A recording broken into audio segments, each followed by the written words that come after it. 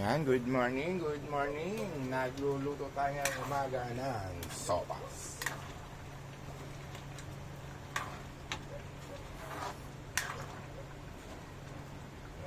Ilang minuto na lang, pwede na. Lagyan natin ang ating gulay, siyempre. Lagyan natin ang ating carrot at repolyo.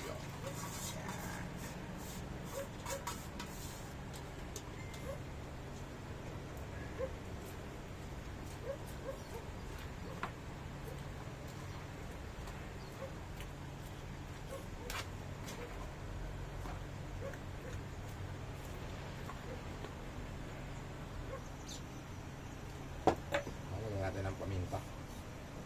Ready na yan. Pwede na tayong kumain.